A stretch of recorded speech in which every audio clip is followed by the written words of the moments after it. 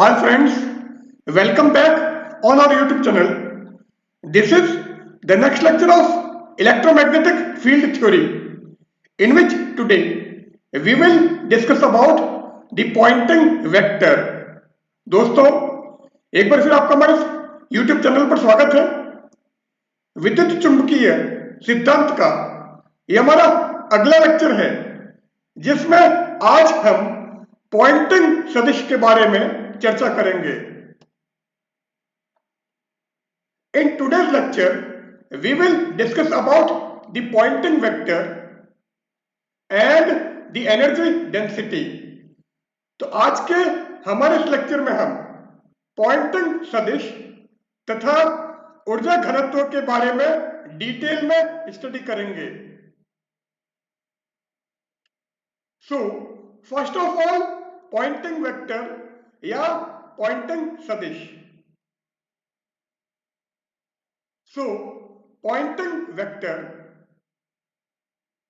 the electromagnetic wave carry energy with them.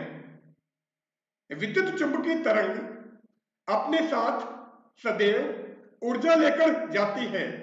तो electromagnetic wave जब भी प्रोपेगेट होगी तो उसके साथ में एनर्जी भी हमारी ट्रांसफर होगी, ऊर्जा का भी स्थानांतरण होगा। On passing through the space, this energy is transferred to the object coming in their path. आकाश में जब विद्युत चुंबकीय तरंग संचरित होती है तो वह अपने साथ ले जाने वाली ऊर्जा को मार्ग में आने वाले वस्तुओं को स्थानांतरित कर देती है। तो हमने कहा है कि जब इलेक्ट्रोमैग्नेटिक वेव मूव करती है या प्रोपेगेट होती है तो उसके साथ में एनर्जी भी हमारी प्रोपेगेट होती है। तो जिस पाथ से इलेक्ट्रोमैग्नेटिक वेव पास होगी उस पाथ में जो भी ऑब्जेक्ट आएंगे उन ऑब्जेक्ट को ये एनर्जी ट्रांसफर करेगी, इस ऊर्जा का यह स्थानांतरण करेगी। Poynting vector is defined as the energy per unit time per unit area transported by the fields. Poynting सदिश प्रति एकक समय प्रति एकक क्षेत्रफल क्षेत्र द्वारा अभिगमित ऊर्जा होती है। तो फील्ड द्वारा पर यूनिट टाइम पर यूनिट एरिया कितनी एनर्जी हमारी ट्रांसपोर्ट होती है, या विद्युत एवं चुंबकीय क्षेत्र द्वारा प्रति एकक क्षेत्रफल प्रति एकक समय कितनी ऊर्जा अभिगमित होती है, उसे हम पॉइंटिंग वेक्टर या पॉइंटिंग सदिश कहेंगे और इसको हम वेक्टर P से डिनोट करते हैं। And Poynting vector P equal to E cross H। So E हमारा electric field, H magnetic field. So electric field and magnetic field से जो प्लेन बनेगा उसके परपेंडिकुलर हमारा पॉइंटिंग वेक्टर होगा। सो E एवं H से निर्मित तल के P सदैव अभिलंब दिशा में होता है। The direction of propagation of an electromagnetic wave is perpendicular to the direction of pointing vector P. विद्युत चुंबकीय तरंग के संचरण की दिशा सदैव पॉइंटिंग सदिश P के लंबवत होती है। P measures the electrical power per unit area. Poynting सदिश P वास्तव में प्रति एकक क्षेत्रफल विद्युत शक्ति का मापन है। सो इलेक्ट्रिकल पावर पर यूनिट एरिया कितनी होगी वो हमारा पॉइंटिंग वेक्टर P शो करता है। For a plane electromagnetic wave, एक समतल विद्युत चुंबकीय तरंग के लिए E is always perpendicular to B. E का मान सदैव B के लंबवत होता है, क्योंकि इलेक्ट्रोमैग्नेटिक वेव में हमारा E एंड B दोनों एक दूसरे के परपेंडिकुलर होते हैं एंड ये direction of propagation of wave के भी परपेंडिकुलर होते हैं। ये हमने हमारे लास्ट लेक्चर में डिस्कस किया था और उसका लिंक मैं आपको यहां पर प्रोवाइड कर दूंगा। समतल विद्युत चुंबकीय तरंग के लिए E तथा B सदैव एक दूसरे के लंबवत होते हैं and since P equal to E cross H and B equal to mu naught H, so vacuum के लिए अगर परमेबिलिटी म्यू नॉट है या चुंबकनशीलता म्यू नॉट है, so B equal to mu naught H and P equal to E cross H। So अगर हम H को vector B upon mu naught से रिप्लेस करें, सो P क्या हो जाएगा? P equal to E cross B upon mu naught and since E is perpendicular to B, चूंकि E तथा B एक दूसरे के लंबवत हैं, सो इनके बीच में एंगल 90 डिग्री होगा एंड क्रॉस प्रोडक्ट है। सो अगर इसको ओपन करोगे तो ये हमारा E B sin थीटा होगा। So P equal to E B upon mu naught sin theta. So P equal to E B upon mu naught sin theta and theta 90 degree है, so this will be sin 90 degree, but sin 90 equal to 1, चूंकि sin 90 degree का मान 1 है, so P क्या हो जाएगा? E B upon mu naught. so P equal to E B upon mu naught. so अगर हम B को म्यू नॉट H रखें, so वापस P equal to E into H आ जाएगा। so P equal to E into H। So P को हम E and B की टर्म्स में एंड E एंड H की टर्म्स में डिफाइन कर सकते हैं। Now unit of P, P का मात्रक, unit of P is equal to unit of E into unit of H।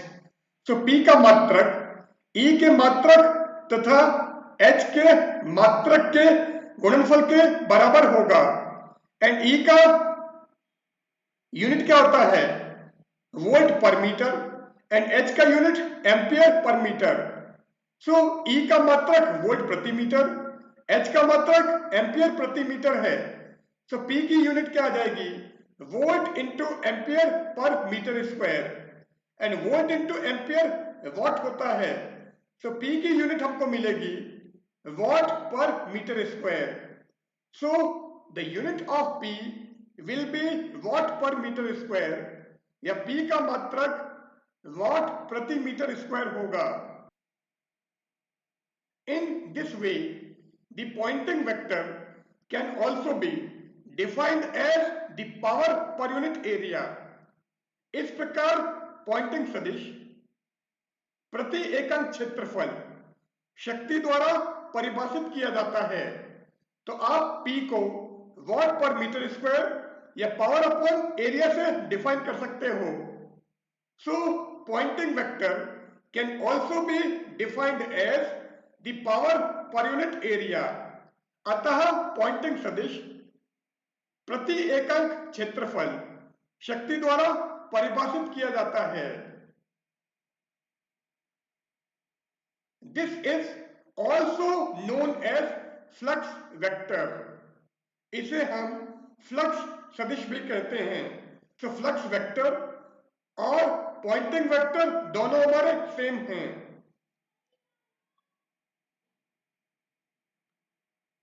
Now P equal to E B upon mu naught अभी हमने निकाला था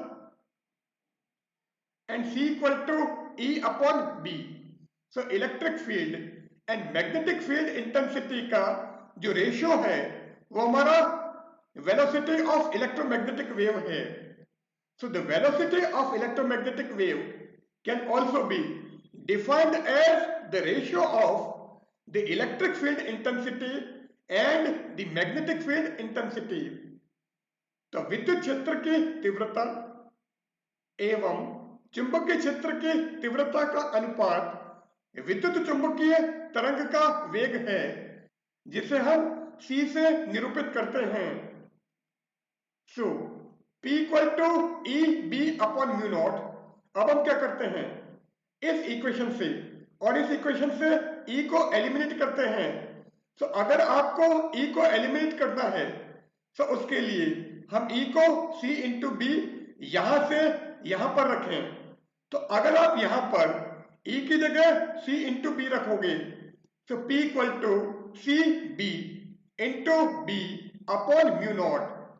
तो ये क्या हो जाएगा, P equal to C B square upon mu naught. So P equal to C B square upon mu naught। And इसी टाइप से अगर हमको इस इक्वेशन से और इस इक्वेशन से B को एलिमिनेट करना है या B को हटाना है तो इस B की जगह आप E अपॉन C यहां से यहां पर रखो। तो P क्या हो जाएगा, E upon mu naught as it is, और इस B को हमने यहां से E बाई C यहां पर रखा है। तो P क्या होगा, E square upon mu naught C। So P equal to E square upon mu naught C। It means P equal to EB upon mu naught E square upon mu naught C। And यहां से P equal to C B square upon mu naught. तो P को आप EB upon mu naught E square upon mu naught C and CB square upon mu naught रख सकते हो। तो P हमारा E एंड B की टर्म्स में, E एंड C की टर्म्स में, B एंड C की टर्म्स में आ गया है। Let the equations of electric and magnetic fields be. माना विद्युत एवं चुंबकीय क्षेत्र की समीकरण E equal to E naught cos k x minus omega t and B equal to B naught cos k x minus omega t है। So electric field की equation हमारी E equal to E naught cos k x minus omega t and magnetic field की equation हमारी B equal to B naught cos k x minus omega t है। क्योंकि electric and magnetic field दोनों हमारे sinusoidal wave होंगी या ज्यावक्रीय तरंगें होंगी। तो या तो आप इसको कॉस के रूप में या साइन के रूप में लिख सकते हो। तो मैं यहां पर कॉस के रूप में लिख रहा हूं। तो E हमारा ये और B हमारा ये है। Now P equal to E B upon mu naught है। सो इस E की जगह E naught cos k x minus omega t and B की जगह B naught cos k x minus omega t रखें। So P equal to 1 upon mu naught E naught cos k x minus omega t into B naught cos k x minus omega t. So P क्या हो जाएगा, ई naught B naught upon mu naught cos square के x minus omega t. So Poynting vector हमारा P ये हो गया है।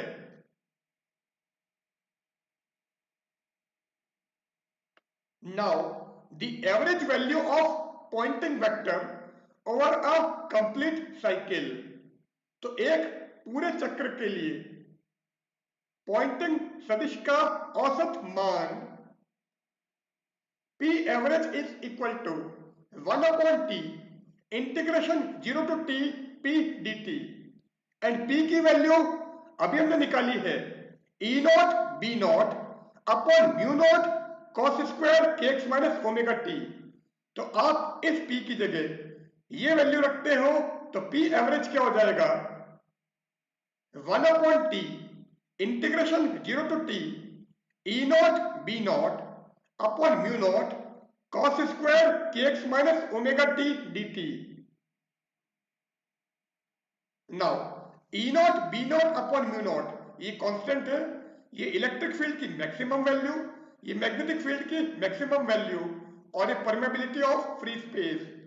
तो E0 विद्युत क्षेत्र का अधिकतम मान, B0 चुंबकीय क्षेत्र का अधिकतम मान, जबकि μ0 निर्वात की चुंबकनशीलता है।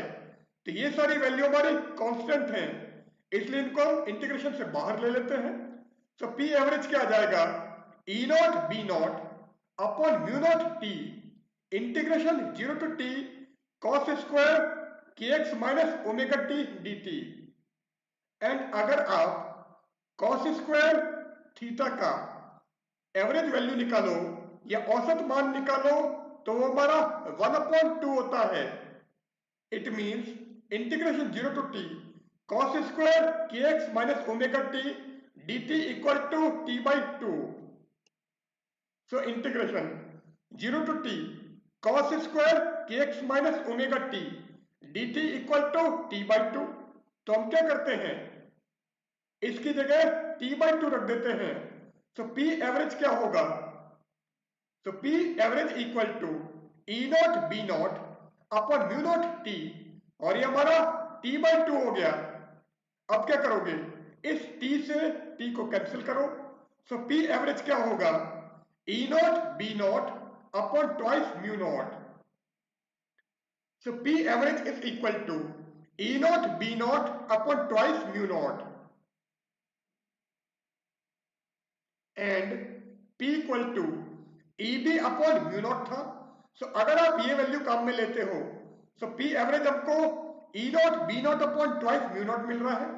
अगर ये काम में लोगे सो P एवरेज आ जाएगा E square upon twice μ0 C, और अगर आप ये काम में लोगे then P average equal to C B square upon twice μ0। It means कोई भी वैल्यू आप काम में लो, P एवरेज वैल्यू इनकी हाफ होगी। So P average equal to E0 B0 upon twice μ0 is equal to E0 square upon twice μ0 C is equal to C B square upon twice μ0। So P average की value हमको यहां पर ये मिल गई हैं। And this P average is also known as the wave intensity।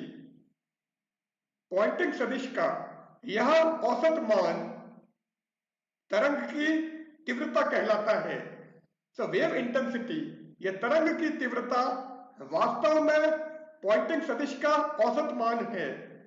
Wave intensity is actually the average value of Poynting vector. Now our next topic is energy density. तो हमारा अगला टॉपिक है ऊर्जा घनत्व। सो एनर्जी डेंसिटी या ऊर्जा घनत्व, the instantaneous energy density associated with electric field, विद्युत क्षेत्र से संबद्ध ऊर्जा घनत्व का तात्क्षणिक मान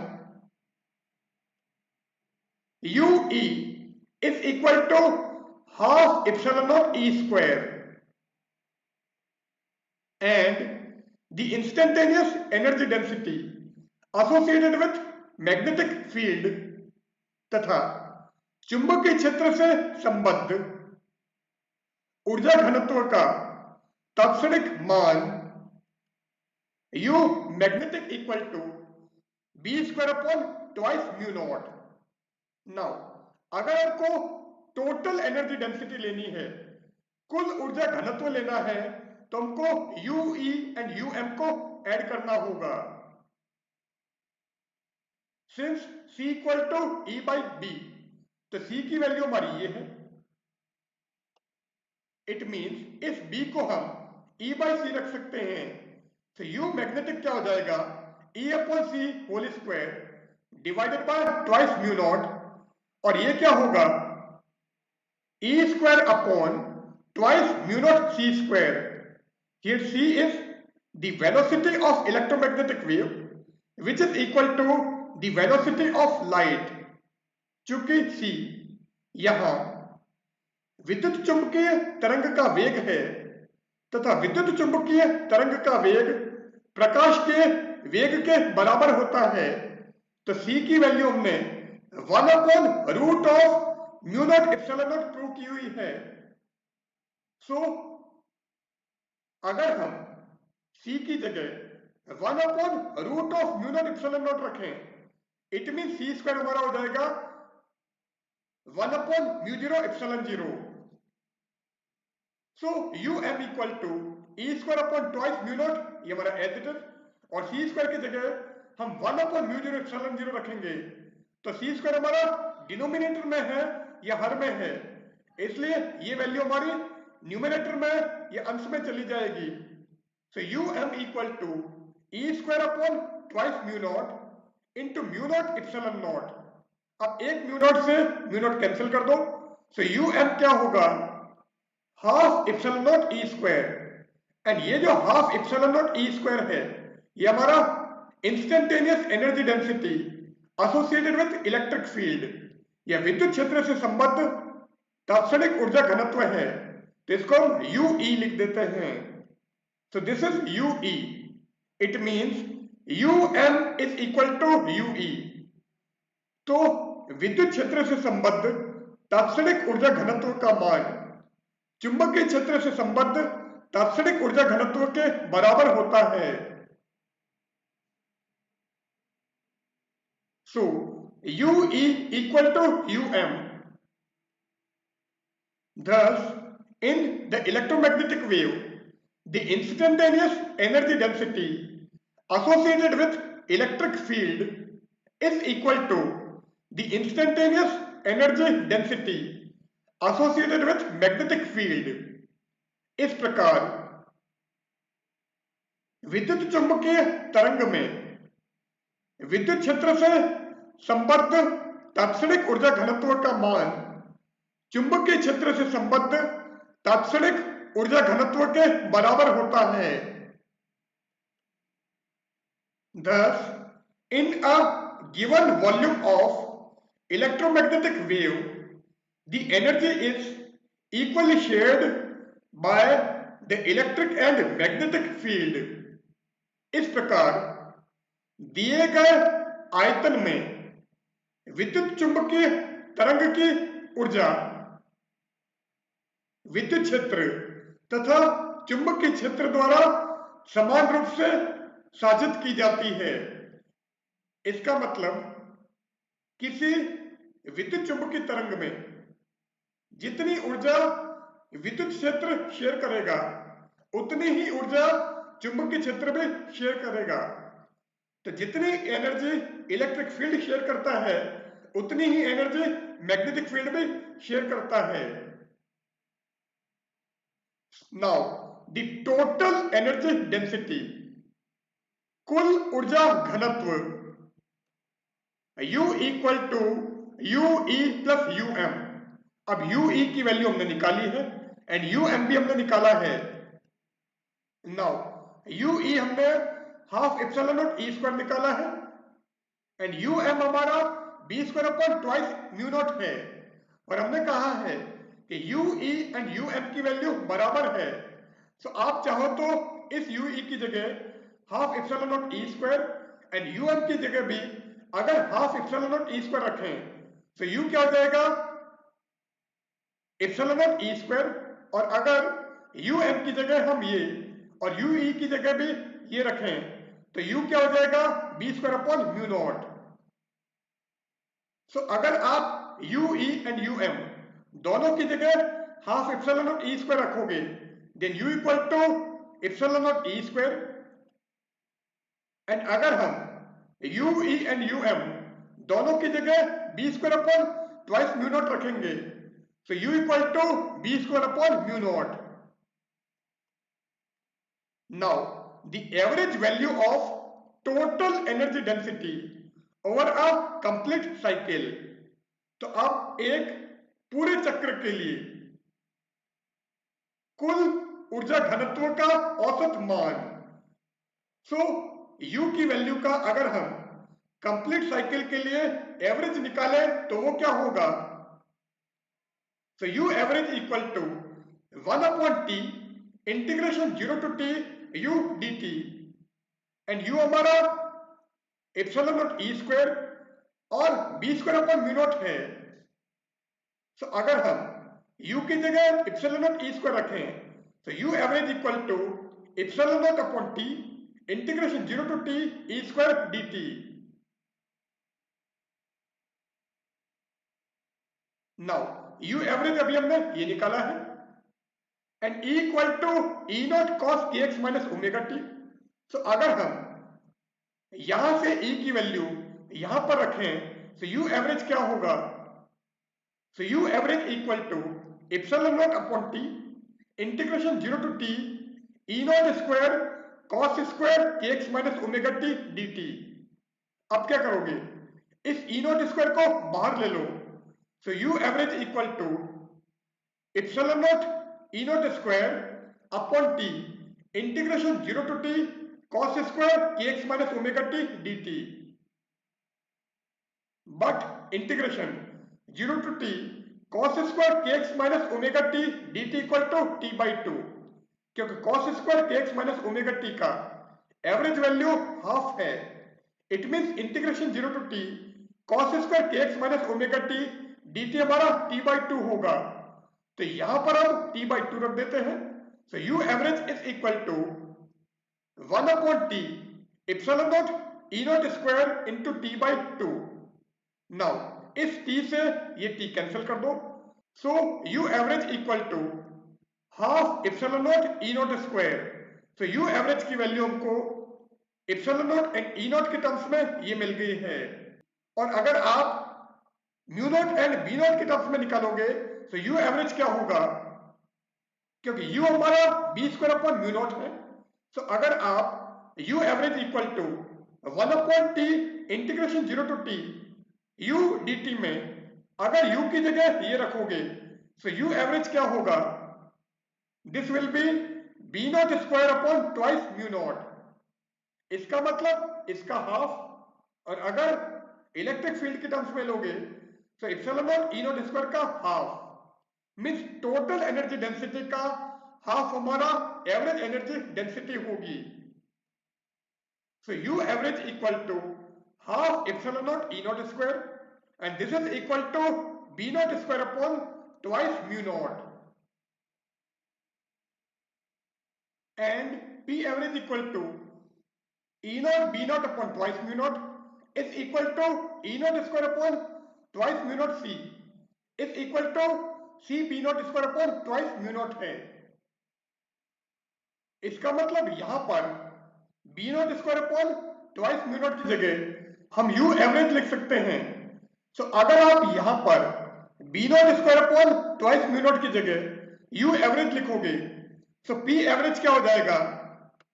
p average is equal to c into u average.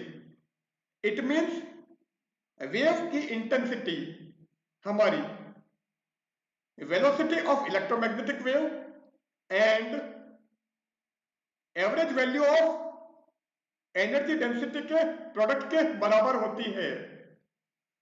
सो तरंग की तीव्रता विद्युत चुंबकीय तरंग के वेग तथा कुल ऊर्जा घनत्व के औसत के गुणनफल के बराबर होती है।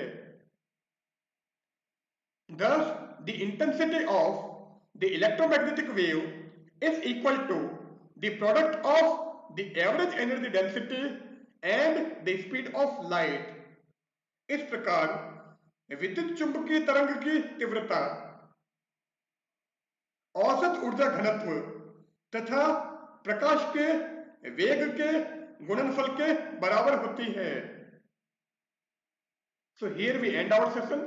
In the current session, we have discussed about the Poynting vector and the energy density. So goodbye.